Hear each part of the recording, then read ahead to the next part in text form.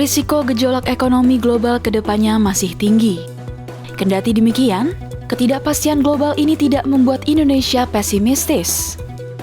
Sebelumnya, Presiden Jokowi mengungkapkan 4 kekuatan Indonesia dalam menghadapi ketidakpastian global saat sidang tahunan MPR dan sidang bersama DPR dan DPD pada Selasa 16 Agustus 2022. Berikut 4 kekuatan yang dinilai bisa membantu Indonesia mempertahankan pertumbuhan ekonomi ke depannya.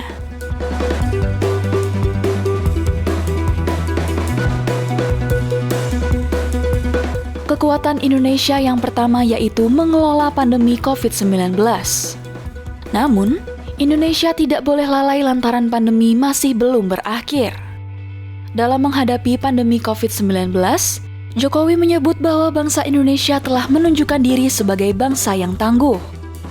Seluruh masyarakat, organisasi sosial dan keagamaan, tenaga kesehatan, TNI Polri, hingga kementerian dan lembaga negara saling mendukung pemerintah menghadapi ketidakpastian global ini. Kalau kita mampu mengelola pandemi dengan baik,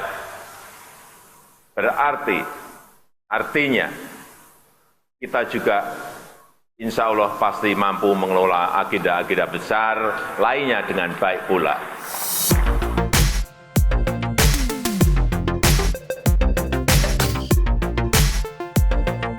Kekuatan Indonesia yang kedua adalah sumber daya alam atau SDA yang melimpah.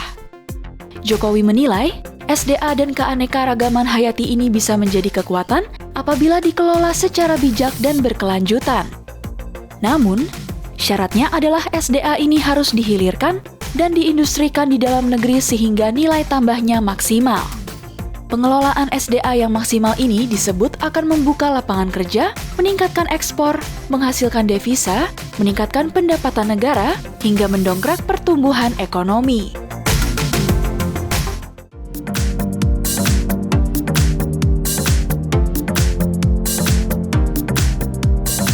Kekuatan ketiga Indonesia adalah bonus demografi. Sebagai informasi, Indonesia mempunyai jumlah penduduk yang sangat besar dan didominasi oleh usia produktif. Penduduk di usia produktif ini disebut akan meningkatkan daya beli masyarakat sehingga bisa menjadi motor penggerak perekonomian nasional dalam menghadapi kompetisi global.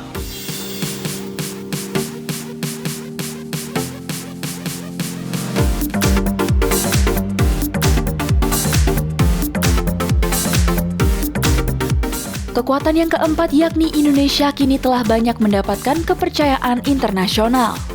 Hal ini dibuktikan oleh Rusia dan Ukraina yang menjadikan Indonesia sebagai jembatan perdamaian. Selain itu, Indonesia diterima negara-negara besar di kala geopolitik memanas.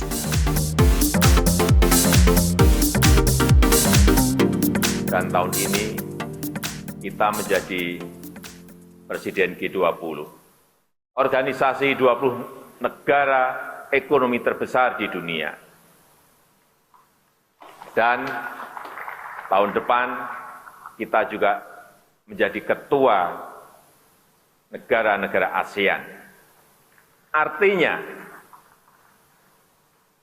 kita berada di puncak kepemimpinan global.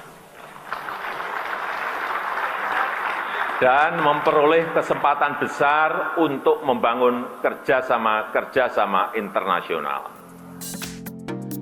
Jokowi mengatakan, kepercayaan ini harus direspons dengan melakukan berbagai kebijakan di sektor-sektor usaha. Misalnya dengan melakukan reformasi struktural untuk daya saing dan iklim berusaha, hingga memperbaiki ekosistem investasi dan pertumbuhan UMKM.